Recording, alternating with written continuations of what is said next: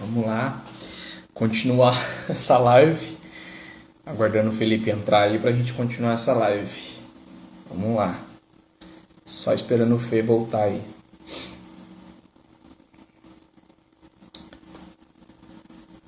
Opa, Felipe entrou.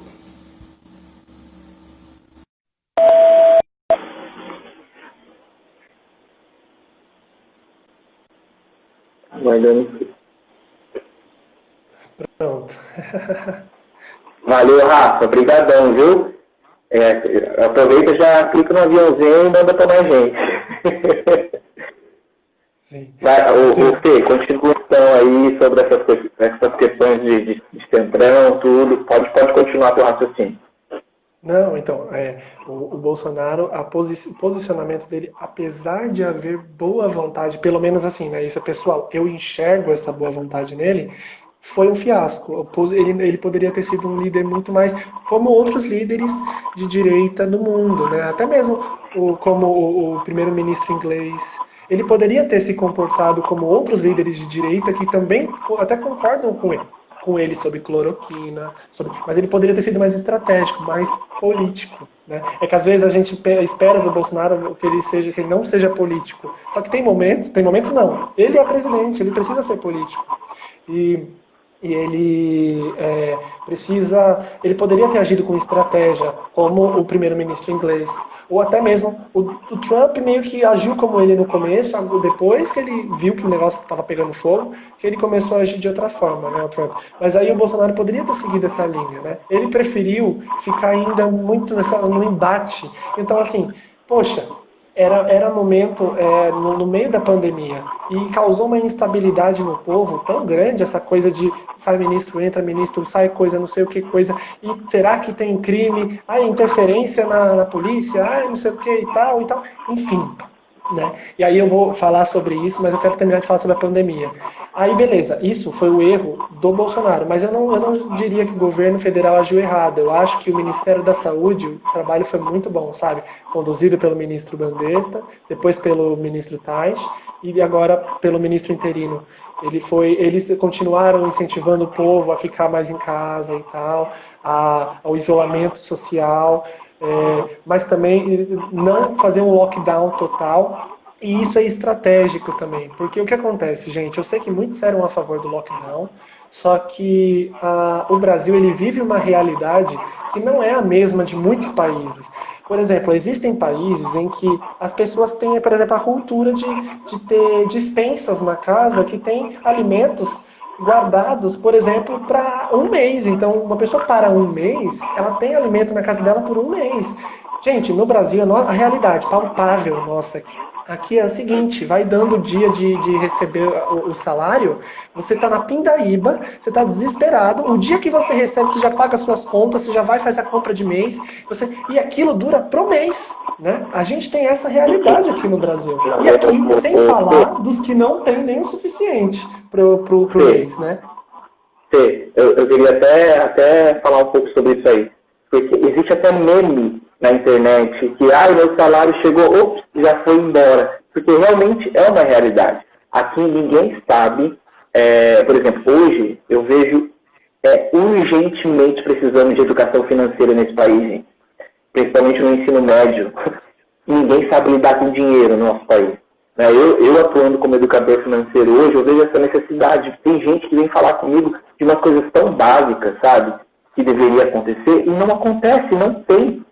Então, é uma realidade sim. Ninguém sabe lidar com dinheiro. O dinheiro que chega na mão já sai de uma maneira assim. E nos Estados Unidos, como você falou, todo mundo sabe trabalhar de uma forma provisionada, sabe? Eu recebo esse dinheiro já planejando ele desse mês e se tá no outro mês ainda. Às vezes, eu consigo, com o meu salário, render 2 meses do meu mês. Quer dizer, 2 meses com um salário meu. Aliás, pessoal, o Gui ele é educador financeiro, ele tem o canal dele no Telegram. Se você quer ter dinheiro para sobreviver nessa pandemia, né?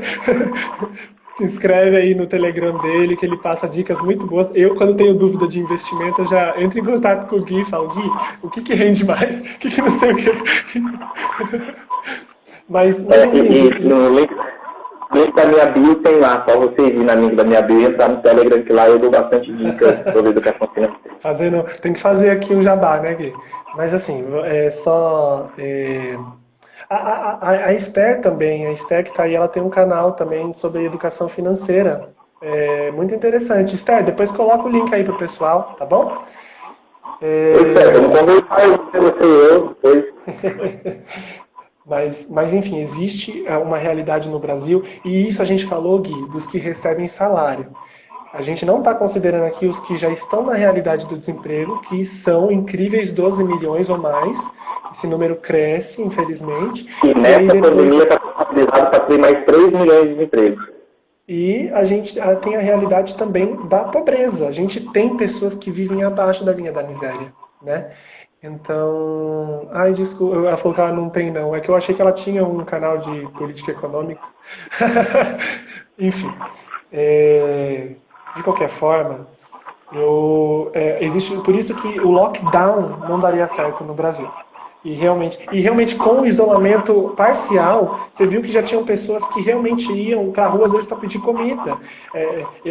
Muitos aqui têm a realidade de estar participando da Santa Missa à distância, né? A paróquia que eu estou participando, ela está arrecadando mais de 10 mil reais para poder assistir as inúmeras famílias que estão correndo atrás da assistência da paróquia, porque não tem comida, não tem, né?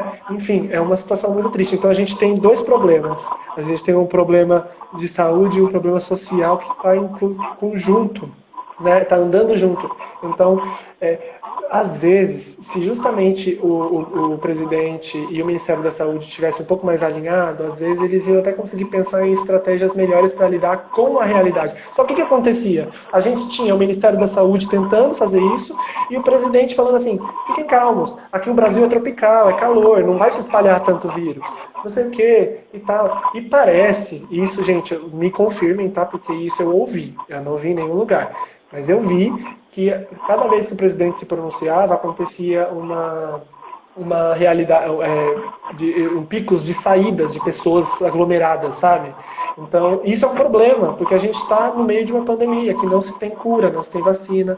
Aí, beleza. Aí depois a gente teve os estados, que o que acontece? Os estados, para conseguirem... Porque o que acontece? O Dória já não gozava ele já não estava gozando de uma boa imagem, nem entre os esquerdistas e também nem entre os direitistas, né? Por causa das atitudes dele. Então ele estava assim, minado.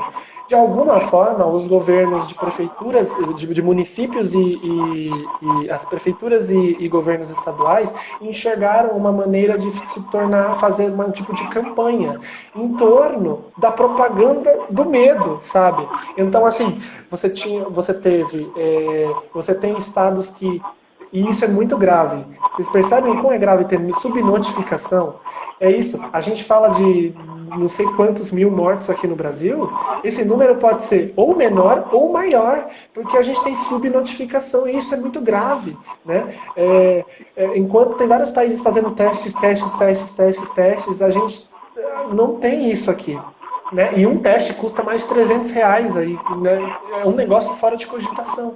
Então, assim, a gente sabe que existem governos que declararam ter casos que não tinham para poder receber verba federal e prefeituras que, por exemplo, o governo decretando a abertura, prefeituras de cidades assim que, por exemplo, não tinha caso nenhum, fizeram um lockdown super agressivo, isolamento super agressivo para conseguir verba. Então a gente teve, além disso tudo, olha isso, olha o que eu falei para vocês da emoção, além de um problema de saúde social, a gente teve um problema de corrupção alinhado a tudo isso muito grande, sabe, acontecendo. Então, a gestão política da pandemia no Brasil foi um fiasco.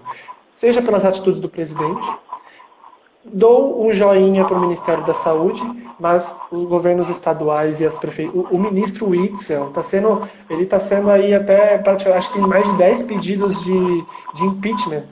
Os hospitais de campanha, a gente tem declarações de médicos que foram e não tinham os equipamentos. Máscaras que foram encomendadas da China e outros lugares que não chegaram. Vocês estão entendendo que... e aí entra uma coisa que é muito importante e nem o Bolsonaro se salva disso. Infelizmente, existe no Brasil uma bolha, né? A bolha política, em que as pessoas que... que é muito difícil a gente entender, mas, gente, vocês entendem que 30 milhões, que é o salário de um deputado federal, por exemplo, 33 milhões... Perdão, 33 mil, nossa, milhões. 33 mil é o salário de um deputado federal. Vocês têm noção que isso é o que eles recebem todos os meses? Tipo assim, vocês estão entendendo que são pessoas assim que, mesmo que sejam boas, mesmo que tenham pessoas muito boas lá, elas não sabem. Não, elas não sabem. Elas simplesmente não sabem o que é ter fome. Elas não sabem o que é você chegar no final do mês sem ter com o que gastar. Elas não sabem disso. Então, assim, a gente tem um sistema presidencialista, uma democracia representativa, em que os nossos representantes estão descolados da realidade daqueles que eles representam. Entendeu? Então, isso é muito grave, porque a gente tem pessoas que não fazem a mínima ideia de tudo isso que a gente está falando aqui. Podem ser técnicos ou não, entendeu? É uma bolha. E o Bolsonaro está nisso, os políticos de esquerda estão nisso, os políticos de direita estão nisso. Durante a pandemia a gente teve privilégios de saúde, planos de saúde vitalício para ministros do STF no meio da pandemia, sabe? A gente teve esse tipo de coisa sendo votada. Os caras votando isso, cara, eu fiquei com tanta raiva, me sentindo tão impotente, falando. E aí, Fê, que eu até falei, que pessoas como nós, muitas vezes, é quem tem que entrar na política, sabe? Porque eu não posso simplesmente ficar reclamando e não fazer nada. Eu, você, pessoas de bem têm que estar na política, porque senão essas pessoas ruins vão continuar governando, nos governando, entende? Então, eu deixo até um apelo aqui que vocês que gostam de entrar, ou entrem na política, ou ajuda a passar uma educação política para quem você tiver, porque um dos nossos maiores problemas hoje, como você estava falando, Fê, é a nossa cultura. Nós temos uma cultura muito fraca, muito fragilizada, cultura, educação, porque tudo isso que está acontecendo agora é por causa da nossa cultura, que é fraca demais. O Gui, a gestão na pandemia foi um fiasco. Hoje o Brasil é o epicentro da doença. Infelizmente, essa é a realidade agora. E vamos lá, as minhas críticas ao governo Bolsonaro. Bolsonaro, ele se elegeu, e aí a gente vai falar sobre cultura, Gui, é que eu preciso falar sobre isso para fazer o link. Eu sou apoiador do Bolsonaro. Eu enxergo que o balanço do governo ele é mais positivo que negativo. Eu enxergo a diminuição dos casos de homicídio, a proteção, as medidas dos direitos humanos. Eu consigo ver, a gente começou a crescer na economia, veio a pandemia, acabou com tudo, mas a gente vê essa tentativa de retomada. Eu gosto muito do Paulo Guedes. Eu vejo que a gente teve aí várias coisas sendo feitas e que agora não me vem à cabeça. Mas eu me preparei para essa live, mas eu não anotei. Eu fiquei triste com isso, que eu ia anotar para vocês todos os balanços positivos. Mas aqui, agora eu quero falar do que eu tenho de negativo, que eu acho que é muito triste. Porque como o Bolsonaro ele encontra nas pessoas uma certa identificação, existe aquilo que ele falou e que as pessoas consideraram muito. E, por exemplo, uma das coisas que ele falou era essa questão de a nova política, romper com a velha política. Mas o que nós vemos, de fato, toma lá da cá, para conseguir passar a reforma da Previdência, ou várias outras reformas, precisa vender cargos, não é vender cargos, mas sabe, distribuir, fazer eu te dou isso, e quem faz isso? O Centrão, que são os isentões, né, que nunca tem lado, eles estão do lado do poder, né? E assim, para a governabilidade do Bolsonaro ser possível, ele fez isso, né? Então, conversando, eu odeio a maneira como os filhos do Bolsonaro interferem no governo dele. Eu acho que perde muito, porque perde muito. Por exemplo, realmente não existe casos de corrupção ligados ao Bolsonaro, ele tem realmente esse passado ilibado, mas, cara, como mancha tudo isso que está acontecendo com o Flávio, tipo, e a maneira, e não só o que está acontecendo com o Flávio, mas a maneira protetiva que o Bolsonaro fica agindo com o filho. Eu sei que é filho, né? Mas ele teria que ter a frieza de se desligar do pai e poder ser o presidente nessa hora e deixar, por exemplo, as investigações correrem normalmente, sabe? É muito triste isso. E, eu acho que ele tinha que afastar os filhos dele.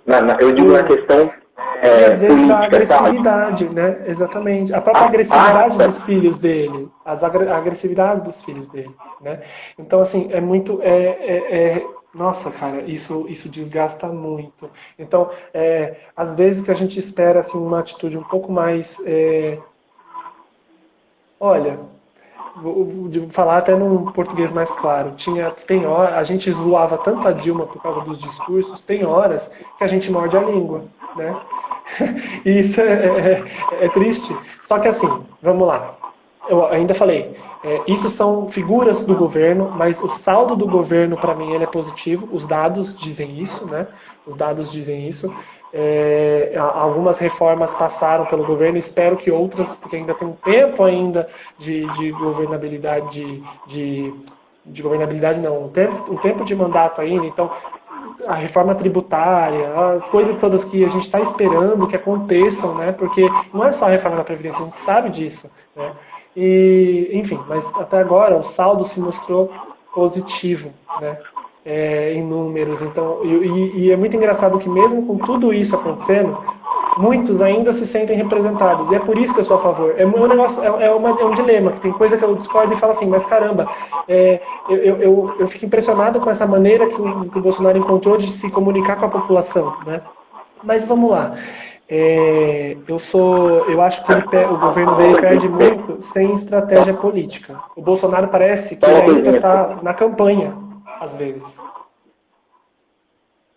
Sim. O que eu queria falar é o seguinte também, que ele não tem como, qualquer pessoa ela nunca vai te representar 100%. Não adianta. Né? Eu até brinquei com você, eu não concordo nem com tudo que a minha esposa fala. Imagina com o presidente. Né? Então a gente tem que ter essa clareza. Claro que nem todas as atitudes do presidente vai nos representar, mas ainda assim, hoje, quem nos representa na maior parte das vezes, na maior parte das atitudes, é o Bolsonaro. Não tudo, não 100%, mas ainda é. Sim, e a gente vê, assim, né? Aí eu falei, um pouco além da boa vontade. Existiu também um uso muito errado da propaganda, porque assim, nossa, essa pandemia ela tem tantas coisas interessantes que aconteceram.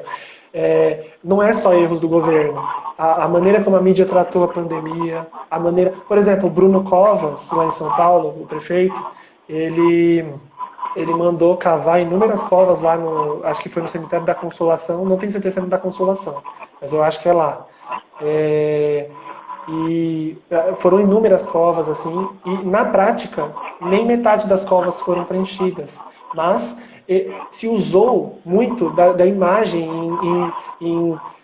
na mídia e tal, para botar medo na população. A gente tem vários casos aí envolvendo a Organização Mundial da Saúde que são duvidosos. Por exemplo, existe aquele caso de que a China, isso já foi comprovado, que a China tentou negociar com a organização para ela não decretar a pandemia, e aí então, e meio que a organização segurou isso por muito tempo. A gente tem também todo esse ativismo contra a cloroquina, sendo que em muitos casos ela demonstrou eficiência, em alguns não. Só que, por exemplo, a gente tinha médicos e cientistas que estavam utilizando isso e falando, mas a voz deles também era calada, sabe? Então, assim, a gente teve uma má gestão dos dois lados. E aí a gente mostra uma espécie de poder paralelo que existe no Brasil, que é o poder da narrativa. E aqui eu queria chegar nesse ponto com você, Gui.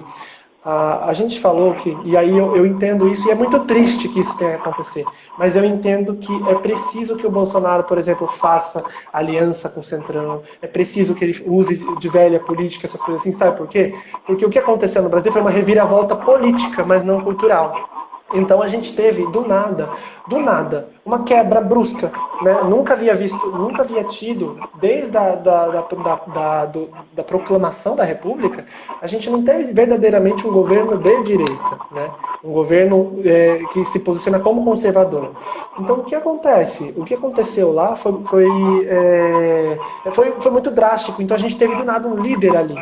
Só que na vida, o homem comum, né, ele lidar com a praxis, que seria assim, a prática, né? Com a vida acontecendo e ele lá se adaptando e fazendo e tal. Antes das coisas acontecerem, muito antes, as coisas já estão sendo discutidas nos círculos intelectuais. Ou seja, entre os filósofos, entre os cientistas, entre os artistas. Essas coisas já estão correndo nos âmbitos culturais, porque o âmbito cultural é o que molda a sociedade, né? E o que acontece? Tudo isso que a gente vive no Brasil hoje, inclusive essa forma como a gente cai nas narrativas, mostra como a gente tem o imaginário não enriquecido. E é por isso que eu sempre bato nessa tecla. A guerra mais urgente não é política. E é por isso que, por exemplo, eu percebi isso com muita dor no coração. Porque eu ficava falando, caramba, não era para o Bolsonaro estar conversando com o Centrão, não sei o quê. Mas eu percebi que dentro do sistema que existe lá, que é impossível, ele não chegaria ao final do mandato se ele não fazer de outra forma. Eu rezo para que não caia na corrupção. Para que ele não tenha, assim, não se envolve, não tenha outros casos como Petrolão, Mensalão, não quero, né? Esse tipo de crime, mas, infelizmente, é muito, com chaga no coração, eu falo isso, o Bolsonaro, para continuar elegendo, ele vai ter que fazer essa velha política, de tomar lá da cá, vai precisar, sabe por quê? Porque o nosso sistema, ele já está, ele não foi reformado. Então, e isso também isso é toda uma consequência da nossa cultura não reformada, né? Então, assim, Gui, eu vou dizer sinceramente, e vai parecer que isso que eu vou falar não tem nada a ver, tá? Mas tem sim. Você já percebeu que o brasileiro ele não tem uma identidade nacional? Por exemplo, se a gente fala do nordestino, o nordestino ele tem uma identidade nordestina muito forte, né? E quem criou essa identidade nordestina? Foi principalmente a cultura nordestina. Então, quando a gente pensa em Nordeste, o que vem na nossa cabeça? Cangaceiros, cordel, vidas secas, migração. Tudo isso foi uma coisa que foi criada na cultura, que criou uma identidade. E isso é uma coisa muito forte, porque a cultura é a única capaz de dar identidade a um povo. E o Brasil, a gente não tem a nossa cultura sendo construída em torno de valores que deram certo, e é por isso que eu não sou um liberal, eu me considero um conservador. O conservador é aquela pessoa que ela é prudente, ela olha assim e fala assim, caramba, isso foi o que deu certo na história, é isso que eu permaneço. Isso não deu certo, então eu mudo isso. Entendeu? Eu mudo o que não deu certo. Então, eu fico com aquilo que deu certo. E a gente tem autores, por exemplo, a gente tem intelectuais incríveis que, especialmente depois do período militar, começaram a ficar esquecidos no Brasil. E um grande projeto cultural iniciou lá naquela época, na época militar, né? Porque o que acontece? Os militares eles tinham a ideia de lutar contra o comunismo, contra os guerrilheiros e tal, na questão da força, né? Então, tinha tortura, tinha tudo isso que ninguém aqui, a gente não está falando a favor disso, pelo amor de Deus, todo mundo é contra isso, né? Mas, por exemplo, eles lutaram nesse âmbito, mas no âmbito cultural era onde todas as pessoas, por exemplo, guerrilheiros e esquerdistas, começaram a ter espaço, né? E não é que eles não tinham que ter espaço, mas eles começaram a calar as vozes opostas. Hoje, na nossa cultura, é verdade, gente, ó. Na sua cabeça, se eu falar para você, pensa num grande autor da literatura brasileira, a gente pensa em quê? Machado, que é da época da mudança do Império para a República. A gente pensa no Monteiro Lobato, que é 45 anos depois da abolição da escravatura. Tipo, hoje, a gente tem a impressão que não tem grandes figuras artísticas, intelectuais. E aí, quando a gente tem como elite artística hoje no Brasil, são todos, você pode ver que eles têm uma visão muito alinhada, né? Uma visão sempre muito alinhada. O que é estranho se a gente fala de um país plural e grande como o Brasil. Então, o brasileiro, ele não tem hoje uma identidade nacional. E isso é um projeto que tem se construído e se perpetuado. E aí, lembra que eu falei que primeiro vem toda a teoria e depois vem a praxis, a prática daquilo? É o que está acontecendo. Então, por exemplo, hoje o nosso sistema é assim e o brasileiro ele não consegue questionar nada disso. A nossa educação é ruim e tal. Tudo isso não é só por fatores econômicos, né? Tudo isso é porque hoje nós vivemos um embate cultural, né? É por isso, inclusive, Gui, que você falou assim, nós somos chamados a estar, né? Você, eu. Eu não me sinto chamado a estar na política. Eu me sinto chamado a estar na cultura. Eu, Felipe, eu hoje como escritor, eu enxergo que é urgente eu poder deixar uma mensagem, conseguir de alguma forma, se possível, um pouquinho resgatar a identidade cultural nossa, sabe? Porque um país com uma cultura forte é um país que tem certeza de si. E um país que tem certeza de si, ele consegue resistir a grandes atrocidades políticas. Inclusive, por exemplo, por que o governo brasileiro é tão corrupto? Por que tudo isso, se a gente tivesse a cultura forte, por que a narrativa da mídia mexe tanto com a gente? Né? Por quê? Seja das redes sociais ou seja da TV. Porque nós temos um imaginário fraco. A gente precisa enriquecer nosso imaginário de novo. Mas quando eu digo de estarmos na política, eu não digo de termos um vereador, um deputado, um presidente. Eu entendi. Penso nas duas formas. Ou você como um deputado, ou você através do seu dom da sua profissão. Porque o que eu vejo hoje, Fê, cada um fazendo o seu trabalho e não falando de política, não se envolvendo neste meio. Cada um está o quê? Correndo atrás do teu rabinho para ter a sua comida, para ter a sua bebida, para ter a sua casinha, mas e o todo? Então, é por isso que muitas vezes a gente não tem a nossa identidade, porque cada um pensa em si, igual você falou, nordestino, aí tem o paulistano, aí tem o entende? Então o Brasil é cheio... Gui, isso não é errado, né? Eu falo isso com muita alegria. Não, existe, né, Mas, por exemplo, a gente tem poucos nomes hoje, tanto na academia, no mundo acadêmico, como, por exemplo, no mundo artístico e cultural, que consigam ser uma voz dissonante dessa única voz que tem aí, entendeu? Então, é muito difícil mesmo um autor ou um artista que, por exemplo, não tem uma visão alinhada. Olha, eu tenho todas as minhas críticas também, por exemplo, a Regina Duarte. Eu não acho que ela seja uma voz artística, não sei o quê, mas ela é uma artista. Né? E é só você ver, por exemplo, a agressividade mesmo antes, né? Que ela era atacada pelos próprios pares dela. Né? E, então, assim, não existe artistas hoje no Brasil, pelo menos existem muito bons, mas não são conhecidos, ainda são calados. Na academia, ainda são calados. Né? A gente não tem teses que consigam... A gente não consegue criar uma cultura rica o suficiente para a gente lutar contra isso. Então, para mim, de verdade, o legado do Bolsonaro vai ser assim, de ele sendo um político de direita e, de certa forma, causando essa sensação de representatividade, ele...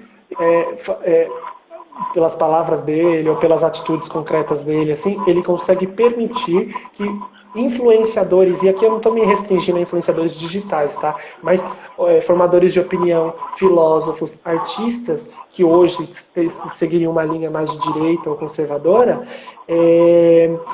tenham mais espaço. Para mim, esse é o legado do Bolsonaro. Ele vai permitir com que essas pessoas tenham mais espaço para que essa guerra cultural consiga ser travada. Porque até agora isso é desigual. A gente tem um exército de não sei quantos que seguem só uma linha. E que não estou falando que não tem que ter, mas cadê os outros? Por que eles não têm espaço? Eu acho que o legado do Bolsonaro vai ser esse. E isso foi uma conclusão que eu cheguei recentemente. Então eu passei pela decepção de ter que aceitar que para ele chegar no final do mandato, ele vai ter que fazer tomar lá da cá com o Centrão. Essas coisas que não são ilegais, mas são imorais. E isso fere muito, porque vai contra justamente as promessas que ele fez, né? Ele justamente falou que não iria agir dessa forma. Só que assim, é maior do que ele, é um sistema maior do que ele, entendeu? E eu acho que é isso, Gui, assim... apoio o governo, tenho críticas, e eu acho que a grande urgência no momento, muito mais que guerra política, é enfrentarmos essa guerra cultural. Então, isso que eu ia falar. E as próximas eleições, assim, elas vão ser vão ser um diferencial enorme daqui para frente. Porque eu acredito que na próxima eleição a gente não resolva todo o problema, não tem como. Mas eu acho que muita gente boa ainda vai entrar na próxima política. Eu acredito que muita gente está despertando para a política, né? E eu acho que você, as pessoas que estão aqui são... tá vendo? Hoje, quando a gente vai falar de qualquer outro assunto, dá muito mais gente na live. Quando a gente vai falar sobre política, dá esse número que você está vendo aí. Não estou achando ruim. Eu só estou falando que para a mudança acontecer, mais pessoas vão ter que se esforçar para isso, mais pessoas vão ter que se interessar. E eu digo principalmente os católicos, entende? Principalmente os católicos. Não só católico, cristão em si, porque enquanto nós estivermos fora da política, nós vamos aceitar essas pessoas continuar nos governando, entendeu? Por isso que eu falei que é aquele ditado, né? O grande problema de você não gostar de política é que você fica submetido a quem gosta. Porque aí quem gosta vai lá e aí realmente acaba não tendo voz, né? Quem tem voz é aqueles que estão envolvidos, que representam aqueles grupos que elegem eles, né? Então, assim... Entende? Meu perfil, quem acompanha o meu perfil ultimamente, vê o que eu falando o quê? Sobre afetividade, sobre sexualidade, sobre relacionamento. Mas quando eu toco no assunto de política, muita gente não adere às minhas reflexões, às minhas postagens. E aí eu falo, esse é o grande problema da população. Porque eles acham que não tem como misturar religião com política, só que na verdade, no final das contas, tudo se engloba, tudo se conecta. O professor Felipe Aquino sempre dizia que os 3 pilares de uma sociedade a política, né, o meio acadêmico e a família, ou seja, as pessoas. E aí, se eu, como católico apostólico romano, como cidadão, ficar fechadinho no meu mundinho, falando assim, Deus, louvado seja Deus, vou adorar a Deus, vou lá comungar, vou lá adorar a Deus, e me isolo da política, me isolo do mundo, poxa, eu presto pra quem então, Felipe? Fala pra mim. Pra que eu preciso nessa vida? E a minha trazer o reino pra cá, não estou falando que eu tenho que me converter a Brasília inteira, eu não tenho que converter ninguém. Mas nós, como pessoas boas, temos que estar nesse meio para fazer a diferença. Porque enquanto nós continuarmos calados, vamos continuar sendo governados pelas pessoas com quem nós não nos identificamos, entende?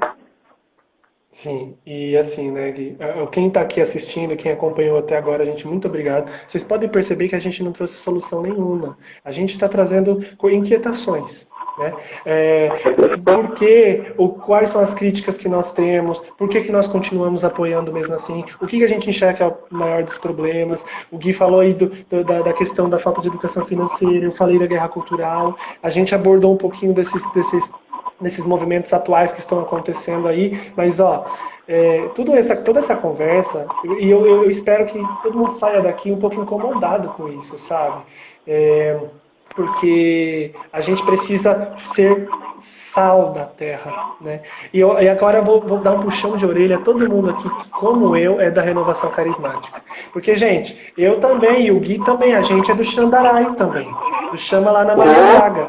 Mas olha aqui, o pessoal da renovação muitas vezes tenta se isentar de estar envolvido nas discussões por dizer assim, eu estou no mundo, mas eu não sou do mundo. Mas espera aí, Jesus disse isso em algum momento quando ele veio aqui? Quando ele veio lá abraçar o leproso, abraçar a prostituta?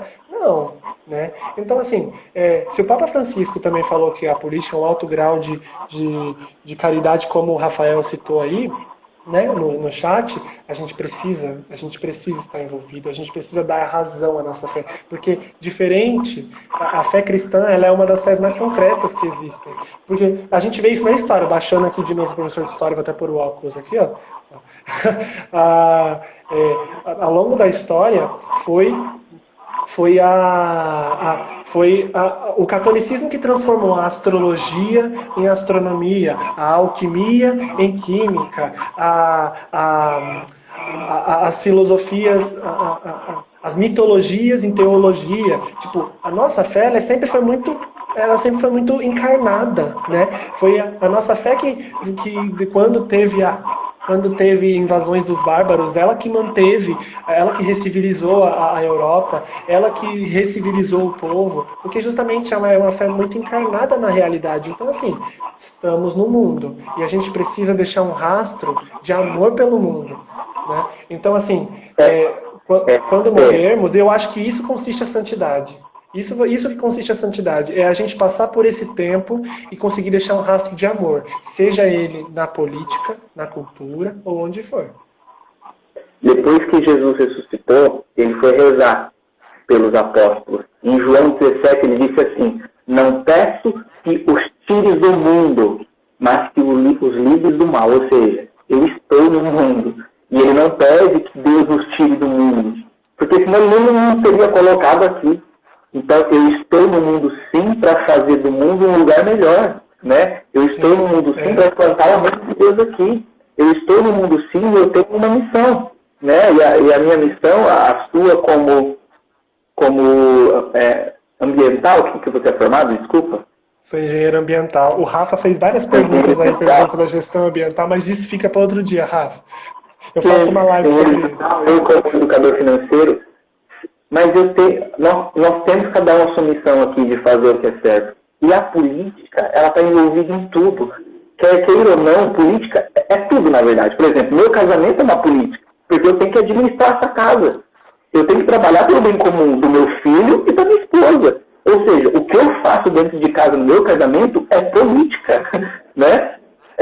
Eu sou o cabeça da casa aqui, que trabalha e que faz as coisas em provém da esposa e do filho. A esposa que também trabalha e em provém do esposo e do filho. E aí nós temos os nossos recursos. E aí nós pegamos esses recursos, administramos eles e falamos, bom, esse recurso vai para quê? Vai para a saúde, esse recurso vai para a alimentação aqui da casa, esse parte desse recurso que é a receita, que é o dinheiro, vai para isso, vai para aquilo. Ou seja, eu administro tudo, eu e a Camila. A gente administra tudo. Então imagina que lá em Brasília acontece a mesma coisa que acontece aqui dentro de casa. Né? Já pensou se eu faço um caixa 2, ou seja, eu pego um dinheirinho, porque muito esposo faz isso, né? Pega o dinheiro e fala assim, amor, isso aqui é o dinheiro que a gente tem disponível. Mas boa parte ele já embolsou porque ele quer fazer outras coisas que a esposa não acha certo de fazer. Então, minha namorada tá fazendo política aqui agora. Ela me mandou uma mensagem aqui dizendo assim, amor, faz chá pra gente quando acabar a live aí. Só que é um autoritarismo, já me manifesto aqui, ó. Autoritarismo. Então, gente, por favor, vocês que estão aqui nessa live, se interem mais, sabe? Ajuda nessa educação política que nós temos no Brasil. Nós temos que fazer alguma coisa. E tudo começa pela cultura, pela educação, por tudo. Não adianta a gente querer resolver as coisas lá em Brasília. Não.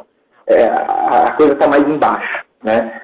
Então, que a mudança comece na gente, né? Você não tem como. Que a mudança comece no nosso pessoal, né? Lê mais artistas nacionais, autores nacionais, busca, realmente vai formando, sabe? Muitos aqui são do MUR. O MUR, ele tem essa vocação intelectual por natureza, então, sabe, realmente se entre na sociedade e coloque lá essa sementinha vamos resgatar a nossa cultura. Eu acho, ao meu ver, esse é o mais urgente. Mas, bom, acredito que é isso. Eu sei que a gente abriu um monte de questão e não fechou nenhuma, porque nem a gente tem as respostas, né? Mas eu convido quem não me segue. Eu falo, apesar de ser eu católico, o meu catolicismo é o que norteia tudo que eu sou. Então, norteia a minha visão sobre política, minha visão sobre a sociedade, minha visão sobre arte, minha visão... Então, eu falo sobre tudo isso no perfil, né, de vez em quando. E imagino que todos já seguem o Gui, mas quem não segue, segue o Gui. Porque ele tem feito lives sensacionais, um trabalho de educação financeira, sob o ponto de vista cristão. Ele tem feito trabalhos de formação, inclusive até em pontos de teologia, demonologia, angiologia. Muito legal, Gui. E é isso, assim, eu acredito que... Eu tava com muito medo, sabe, dessa live. Porque eu falei assim, caramba, como será que vai ser a reação das pessoas? Porque realmente no Face, como disse a Esther aí, a gente encontra o chorume, né? Mas eu tenho fé de que pelo menos aqui a gente vai encontrar não o chorume, mas os frutos do que o chorume fertilizou, sabe? O chorume fertiliza a terra, daí nascem as plantinhas, e aí uma boa semente. Eu imagino que quem participou aqui são esses frutos, sabe? Então, todos nós. É isso, gente. Gente, e é muito o que o Felipe falou, tá? Antes de qualquer coisa, nós somos católicos. Mas não é porque eu sou católico que eu não posso estar envolvido em política, porque eu sou obrigado a estar envolvido em política. Eu tenho que estar, sim, eu tenho que me formar na parte de educação financeira. Por exemplo, semana que vem eu vou falar sobre sexualidade no casamento, sobre namoro, casamento, sexo dentro do casamento. Semana que vem eu tenho a semana da sexualidade. Fica até o convite, né? Então, o católico em si ele tem que estar envolvido em tudo. Claro, você tem o seu chamado particular, mas temos que estar envolvido em tudo, e principalmente a política, porque é a política que rege a nossa sociedade. E é através da política que eu consigo fazer caridade, porque, como o Felipe disse, tem muita gente passando fome, tem muita gente passando necessidade, e se eu não me envolver na política direta ou indiretamente, o mundo vai continuar do jeito que está e não vai mudar nada. Né? Então, temos que, sim, por isso que é importante o perfil dele, eu católico, porque o ser católico dele direciona e move tudo que ele faz e tudo que ele é. Assim como o meu perfil também aqui no Instagram, vocês veem. Eu falo da minha família, eu falo sobre religião, eu falo sobre educação financeira, mas tudo voltado à luz da fé e razão, né, Fê? Isso mesmo.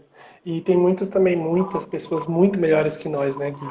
Então segue todas essas pessoas também. Hoje, como eu falei, a gente está vivendo um momento de um levante. E eu acho que esse é o legado o único legado do governo, eu acho positivo.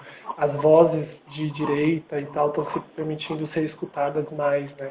E, inclusive dentro da igreja, porque a gente sabe que até dentro da igreja existem as ramificações políticas, né? Então, eu agradeço mesmo quem veio até aqui.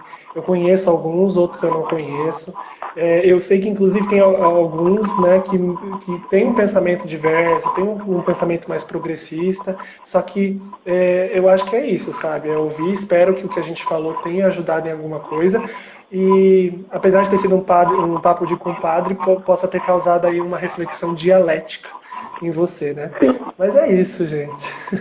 Então... É isso. Seguem o Felipe, me seguem, fazendo um favor também. Vamos ajudar um ao outro aí a evangelizar cada vez mais, a levar tudo isso adiante, né? E que Deus possa nos abençoar, né, Fê? Eu ia sugerir, inclusive, que uma das poucas coisas que une a gente, os cristãos, né, é justamente a oração que o próprio Cristo nos ensinou, né? Porque ela é aquilo que justamente seja você de direita ou de esquerda, você aprendeu a rezar, né? Então eu queria convidar a gente pelo menos a rezar um Pai Nosso, para a gente pelo menos concluir toda essa discussão e colocar no coração de Deus. Pai nosso, que estás nos céus, santificado seja o vosso nome, venha a nós o vosso reino, seja feita a vossa vontade, assim na terra como no céu. O pão nosso de cada dia nos dai hoje, perdoai as nossas ofensas, assim como nós perdoamos a quem nos tem ofendido, e não nos deixeis cair em tentação, mas livrai-nos do mal.